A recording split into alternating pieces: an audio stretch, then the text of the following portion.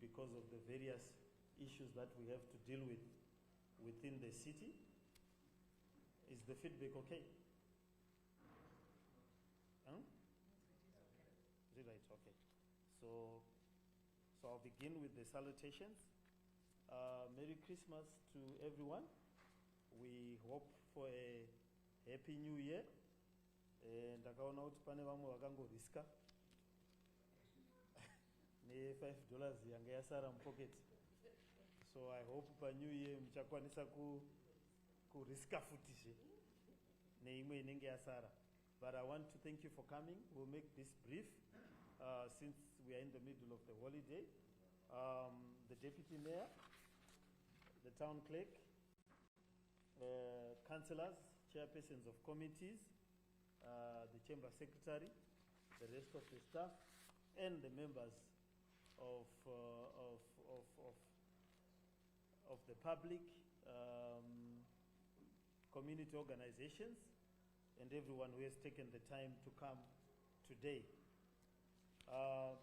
We will address from a prepared speech, but we will be able to have an interaction to lay the marker as to what we want to do for the upcoming year, that is 2024. I'm deeply humbled to present this New Year's message on behalf of the city of Harare and in my capacity as the mayor of the capital city of the Republic of Zimbabwe. I was re-elected the mayor of the capital city on the 21st of December 2023, and I would like to pay tribute to my predecessors for holding fort, ensuring that the city remains afloat. Council has had many challenges relating to service delivery, such as serious waste management crisis, water shortages, recurrent cholera outbreaks, non-functional ERP, and the reality of infrastructure that has suffered over a 20-year backlog of renewal and instability caused by developments in the political domain in our country. In spite of all these challenges, we have placed hope, growth, and progress as the forefront of our agenda. Serving the citizens remained a profound responsibility that we carry, and such we are not embarrassed to talk about our shortfalls. We are also proud to discuss our achievements accomplished in a difficult environment. In all these situations, we choose optimism. We believe that the problems can be solved and that Harare must be functional, hence the mantra, accelerating quality service delivery for everyone. Transformation. For us to be able to accelerate quality service delivery for everyone, we need to change the way we do business.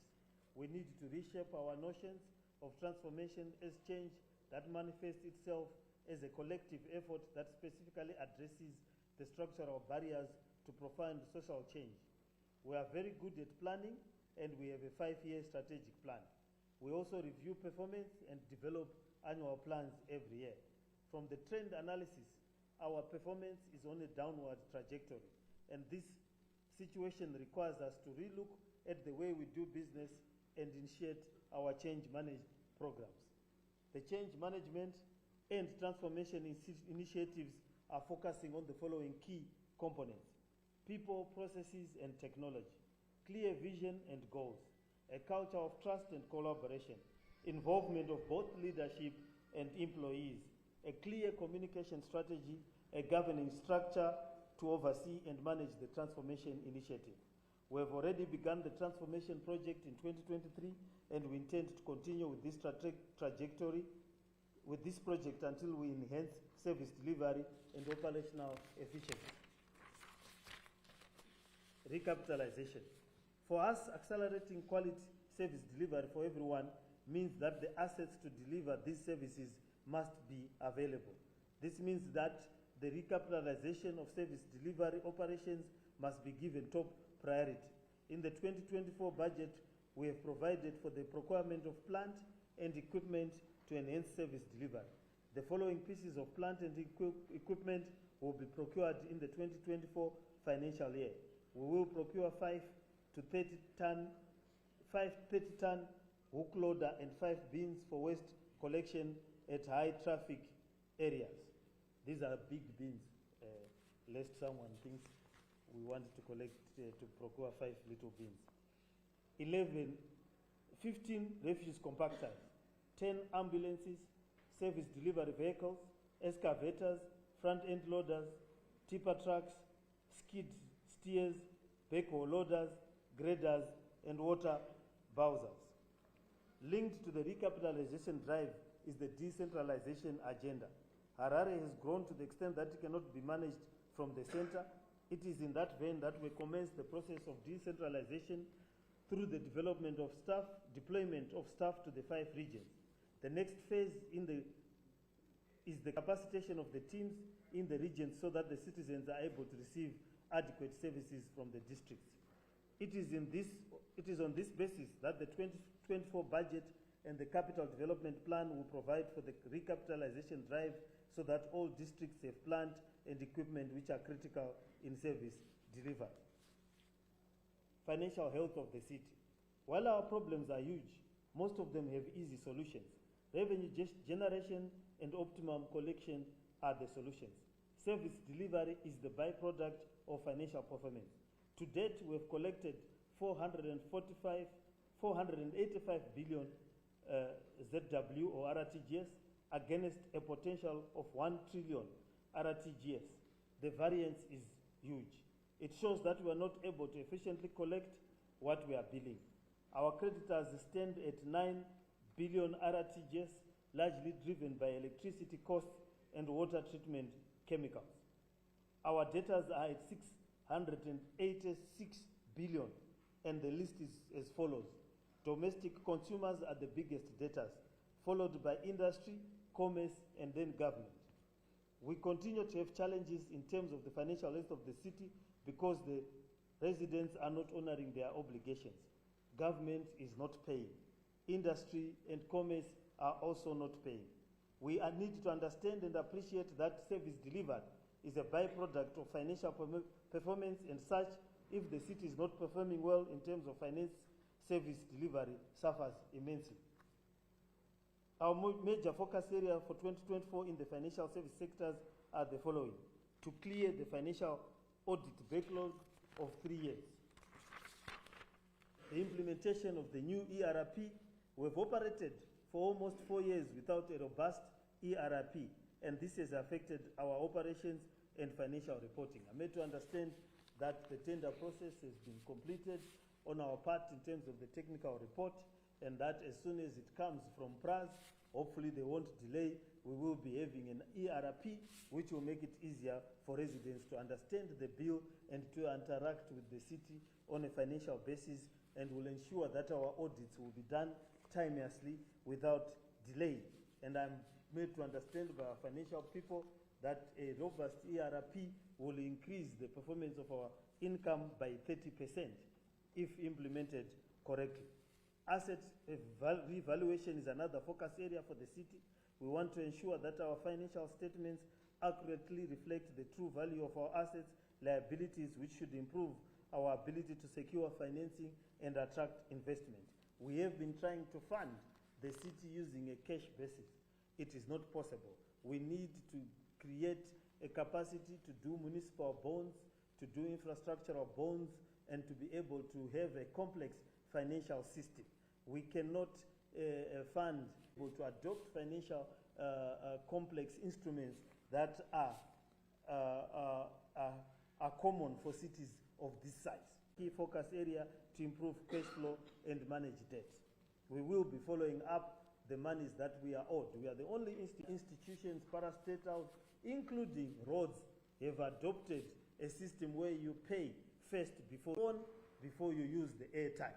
You pay to get into a hospital. It is only the city council that is required to be paid in terms of other services that include water and so forth, so that we can be up to speed. Transparency, accountability, and optimal utilization of public funds, which are essential for providing public services and attracting investment. And the government. 2024 budget. The 2024 budget paid attention to service delivery, public safety and security, protection of the environment, and fairness in tariff facets, building our way to a smart city. Functionality means that potable water, largely due to the raw water quality in our dams and the decommissioning of Prince Edward Waterworks. Secondly, during the last, we scaled down on deliveries because of the ballooning debt. The average water supply coverage was 53. In order to address the water supply gaps, we have in the budget, 2024 budget, allocated 216 million yuan in the distribution network. Another signature project in the water sector is the completion and commissioning of the chlorine dioxide project. Replacement of 3 pumps will improve water production and pumping to 450 megalitres. Replacement and installation of 2,000 commercial and 40,000 domestic prepaid water meters, as well as the replacement of 40,000 conventional metering interventions are expected to improve revenue collection efficiency to 60% from the current 40% attributed to the targeted consumers in the first quarter. Although this is not adequate to supply the citizens of Harare, it will at least improve on the coverage aspect, which has remained limited. I think for the whole of Harare, we require over 1,200 megaliters per day. And this will require us to fully utilize the current dam capacity, but also to encourage government. We cannot continue to use water sources that were last built in 1976. We have water in the Eastern Highlands that is flowing freely to Mozambique without being utilized and causing floods there. We need carries water from Lake Mutirikwi, which is 500 kilometers away from the water. Marondera and these other dams are Epworth and so forth, and it is cleaner water which will use less chemicals to treat. Further, in the 2024 financial year, we shall focus on subsidiary sewers to arrest pollution of the environment, especially in residential areas, completion of the chlorine dioxide project to make our water treatment works more efficient and increase output, rehabilitation of filters, clarifiers at Morton Jeffrey and Prince Edward water treatment works to increase our water production capacity, reliability of our pumping of water to the residents, and hopefully increase our water supply coverage. Rehabilitation and upgrading of the Dowendale intake non-revenue water, which is too high. Replacement of pipes in various sections of the water distribution network to reduce fiscal losses of non-revenue water. Completion of the upgrading of our river means that waste is managed effectively. This has been a key challenge in our operations, and we hope that the allocation towards recapitalization of this sector will improve operations. The following are key in the implementation of the Integrated Solid Waste Management Plan. Procurement of 5 skips of the borrowing power certificate by the Ministry of Finance, Economic Development and Investment of Promotion. The tractors, I think we've been singing about them. They are tractors that came from Belarus. They are seated in a farm there as if they will be able to give birth. Tractors do not give birth. We need to use the tractors to carry waste. And we've been asking for these tractors for the past 1 year. I don't know why they have not arrived at the city. We need to put trailers so that we can collect the refuse from the ward. 52 trucks will mean that we'll have a tractor at every ward, and we'll be able to collect and deal with some of the smaller dumps. And the tractors are there. It was one Chinese premier who said he didn't care about the color of the cat as long as it catches mice. We don't care where the tractors came from as long as they can move and carry our waste. It will allow us to get the tractors. I don't know why we have to sign papers to get tractors that are there, but I'm told that is what the law requires. So people must just sign. If it were up to me, I would have gotten 50 truck drivers of emergency. And it was so declared by a statutory instrument. And that I thought the declaration that it was a state of emergency would mean that we dispense of other formalities for us to be able to carry the rubbish. We believe the recapitalization of operations in the waste management sector is critical because the areas requires plant and equipment. We, however, implore residents to also effectively manage waste at source and avoid littering the environment.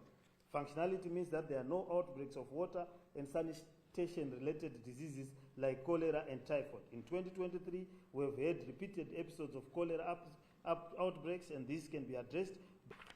May the souls of the departed rest in peace. By prioritizing the water, wastewater and solid waste management areas. We hope to stop the continued outbreak of these primitive diseases. Functionality also means that the primary healthcare system works. This will be achieved through the upgrading and expansion of our clinics and construction of new ones in unserviced areas. The city will launch and implement a community-based health insurance system, CBHI, in 2024. The target area for pilot implementation is the Southern District, which covers Mbare, Hatfield, Braeside, Arcadia, Waterfalls, and Southern incorporated areas. Community-based health insurance attempts to ensure universal health coverage in Harare. More than 90% of Harare residents are not insured for health. CBHI provides affordable health insurance that is owned and managed by the community. We cannot continue as a society and as a city without health insurance. It is inefficient and creates challenges where we try to treat people.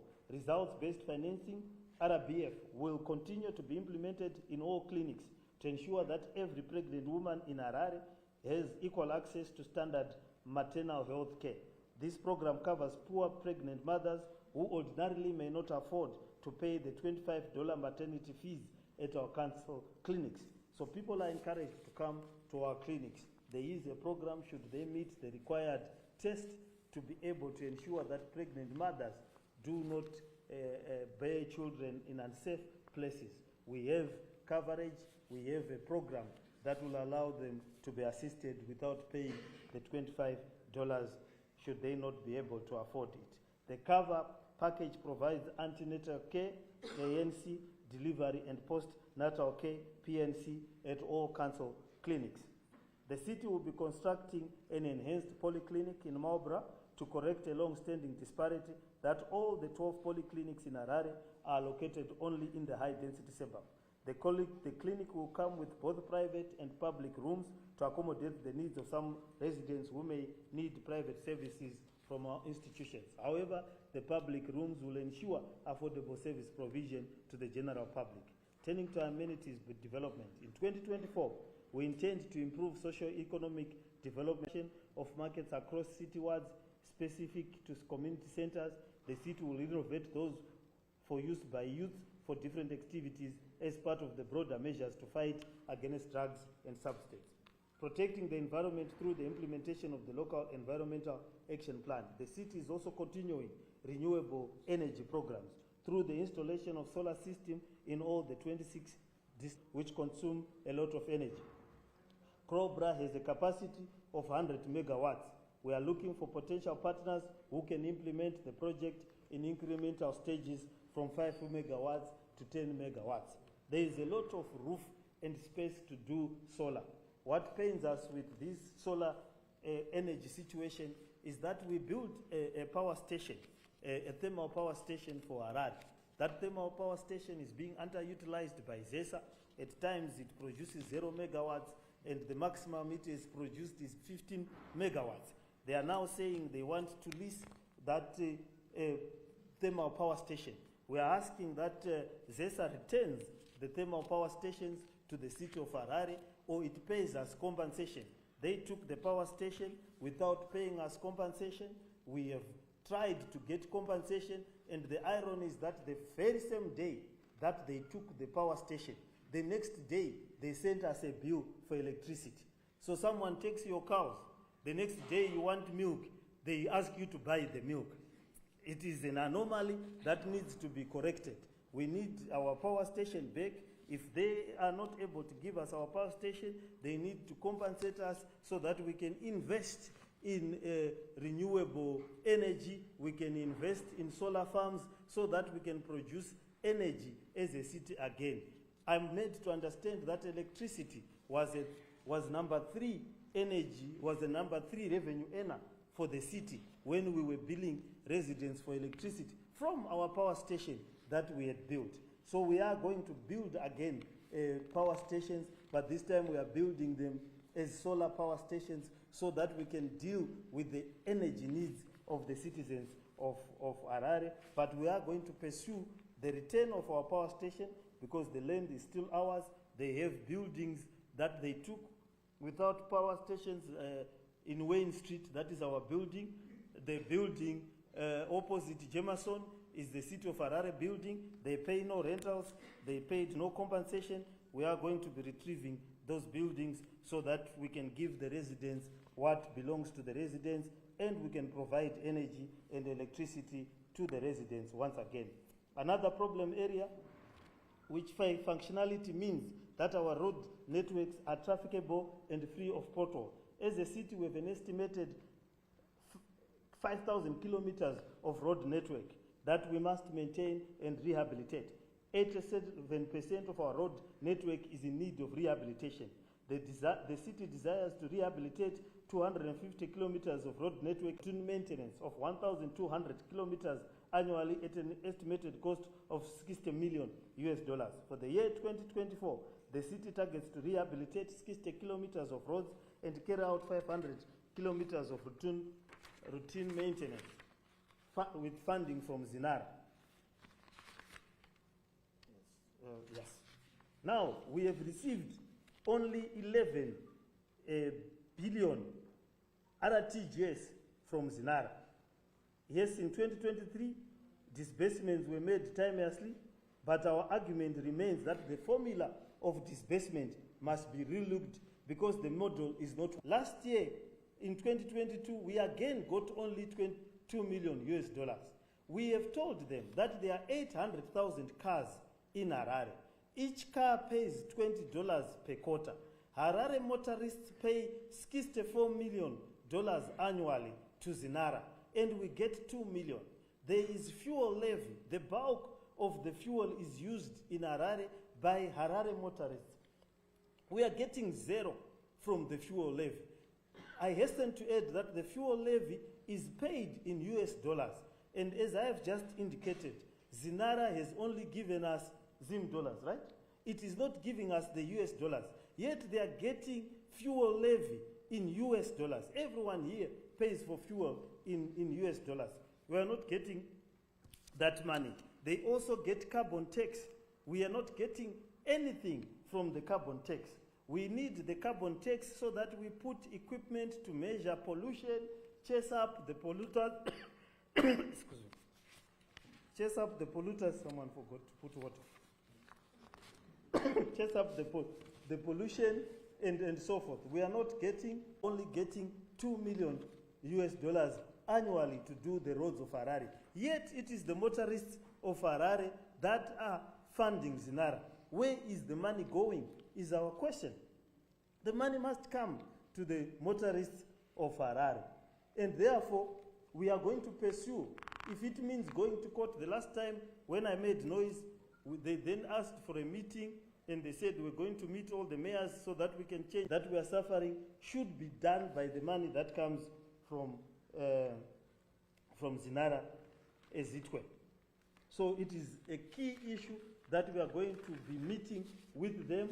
We'll ask our parliamentarians to raise, and we'll also ask the court to have a look at it should all else fail. Functionality also means emergency services must be able to respond to emergencies within the acceptable response time. The Emergency Service Division is one of the best performing entities of council despite the capacity issues to procure 10 ambulances to improve the existing fleet, which is becoming overwhelmed by the increasing demand from residents. People must note that we also take care of emergencies within a 150-kilometer radius of the city of Harare. We respond to issues in Bindura, Chivu, the highway, and any other cities that is close to the environs of Harare. City planning and housing delivery. Urban regeneration. The city managed to review 5 local development plans to attract investment and promote development. The reviewed local development plans are showgrounds, LDP, development permits for cluster houses, as the city of Harare is currently promoting a new housing development model which promotes densification. The city is also promoting mixed land use, which is a major urban development transformation. Going into 2024, we are determined to enhance structurally our planning division so that we can empower them to effectively deal with all planning issues and focus more on research and development. Forward planning and development of the Harare Master Plan, which we target to complete in 2024. Housing delivery remains a challenge in the city. we continue to experience coordinated land invasions throughout the city. The city identified all illegal settlements which meet town planning standards for regularization. However, we are going to be reviewing this regularization project. We cannot regularize illegalities. I think there is a habit that people are now invading pieces of land in the hope that process of approving illegalities. We must begin from a legal standpoint and avoid the situation where we reward a wild west behavior, where people ride on mechanized horses and use all sorts of weapons to invade pieces of land and then hope that the city council will then regularize later. Some of the pieces of land is where the cholera epidemics are coming from, where people are drowning, where structures are being built in a haphazard manner. The city managed to allocate a total of 1,300 stands and regularize a total of 7,706 housing units out of a targeted 16,000 mapped units. But this is a policy that we need to seriously look at because it can only encourage wayward behavior. We have also managed to process the issuance of 1,015 title deeds. We'll continue to educate our residents and the residents of Harare of the importance of having title deeds for their properties. Education and social services provision. Our current primary education coverage is at 24.9%. We'll continue to work with the development partners and our key stakeholders and establish additional learning centers and modernizing the existing ones so that we increase our enrollment capacity. Social services.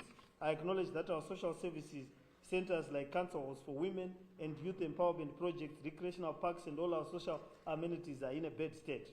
We will strive to facelift these centers so that they serve the purpose they were established for. We will start programmed maintenance for all our halls, swimming pools, recreational facilities, and play centers. I'm aware of the wellness challenges affecting our people who are now abusing drugs. My council will work closely with local leadership, wellness champions, non-governmental organizations, and central government in addressing drug abuse challenges that are threatening the lives of our young people. We have since established a rehabilitation center at Mbare Netball Complex, and we are calling our partners to assist in equipping the center. Small to medium enterprises. We are alive to the fact that the economy is highly informal. There is central business districts centers which we developed with assistance from all key stakeholders. The purpose of this policy is to mainly bring order and sanity in the small to medium business enterprise. We have started the process of registering all SMEs, informal traders in Harare, and once the exercise is complete, Council will provide specific trading centers for these traders as well as regulate their operations so that there is order in Harare. We target to renovate markets and to provide funding to some of these traders. We also hope that those that are operating at night in the city will also adopt hygiene standards that are improved. Most of the problems we are facing in waste management and drainage cleanage are produced by the waste that is being produced at night by the night traders. So we will need to sit down with them and come up with a workable solution to night trading and night business in the city center. Stadia refurbishment. Our signature project is Rufaro Stadium. The city of Harare successfully completed phase 1 of the Rufaro project, the home of football. The phase entailed refurbishment and redesigning of the stadium in line with best practices and standards as per FIFA guidelines. A modern secure park-up was constructed as well as a B arena. The whole drainage from Rufaro Stadium was redeveloped, new lawn irrigation system installed, extension of changing rooms, construction of perimeter walls, and rehabilitation of ablution facilities was done to satisfaction. We are planning to officially commission the first phase of the renovation works. Rufaro Stadium will be ready for use in the 2024 football season. In this spirit, we intend to rehabilitate Kwanzura Stadium, Zawarasekwa Stadium, Mavuku Tafara Stadium. These will also be able to host Premier Soccer League matches. Zawarasekwa will be will be ring-fenced for Northern Region ZIFA games as per their request. But however, these stadia will have the same standards and will be used for international football. We call upon the private sector, corporates, and other interested parties to come so that we can explore opportunities to work together in these areas. Our project, we also plan to commission a Chitubu clinic. We also have projects which we want to start in 2024. These include the renovation of Carter House into a state-of-the-art enhanced maternity clinic to cater for the population which utilizes our facilities, because people travel from all over the country to use Edith Doberman Clinic. So we are expanding the facilities there so that mothers who are expecting will be able to have more space, and will also put capacity to do cesarean operations at that facility. We are going to complete the administration block at the Mabuku Enhanced Polyclinic. We are going to remodel Glenview Area 8 home industry, which is suffers from a lot of fires every year. We will remodel it so that that won't happen again. Honorable Councillors, as we conclude, accelerating service delivery and also potential investors. In summary, our 2024 focus areas as supported by the budget are as follows: providing efficient municipal service, enhancing transparency and accountability through the relevant governance structures, providing excellent in-person service delivery for residents when they access services at physical locations, understanding the customer and their needs through citizen engagement, offering modern payment methods and automation of our processes. Litter-free CBD. Ladies and gentlemen, earlier on I spoke about transforming the way we do business in the city. One of the key areas which requires urgent intervention is the waste management sector. As one of the key initiatives to drive transformation in this area, later on today, we will be launching the implementation of the our project, which is an intensive refuse collection program in the CBD. The initiative will include refuse collection during the night, illegal dumps clearance, and skip bin emptying during the night. Once we manage to make the central business district a litter-free zone, this program will be rolled out in all the residential areas in Harare. We will also be talking to the major manufacturers of things that pollute and those that are in the first sale, the food they sell, and also the disposal of the things that store that food. Lastly, flooding in Harare. As we wrap up the year, we've been hit hard by flooding, particularly in low-lying areas and residential areas built on wetlands. Houses in low-lying areas like Budiriro Paddocks areas, Kowadzana, procurement in situations of agency or emergency, where there is an immediate threat to public health, welfare, or safety. In view of the threat to human life due to flooding, the city intends to use the relevant sections of the Public Procurement and Disposal of Public Assets Act to do emergency procurement for the following pieces of plant and equipment: backhoe loaders, jet vats, excavators, tipper truck, plant aid loaders, dewatering pumps, compressors.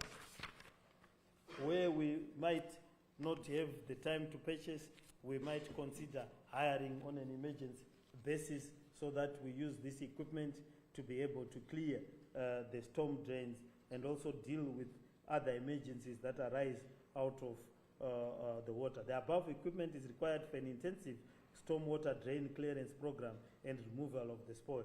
Most of our stormwater drains are clogged with waste, and this causes flash floods during periods of incessant rains. I believe we can manage the capital city. To conclude, allow me to commend the residents of Harare for their patience and tolerance during the times when service delivery was its lowest.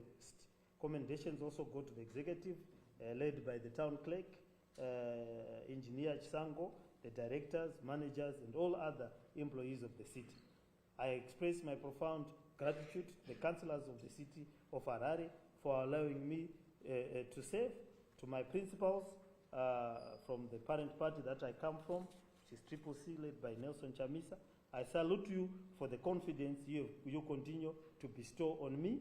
Being the mayor of Harare is an honor, and I do not take it for granted. I wish you all a prosperous 2024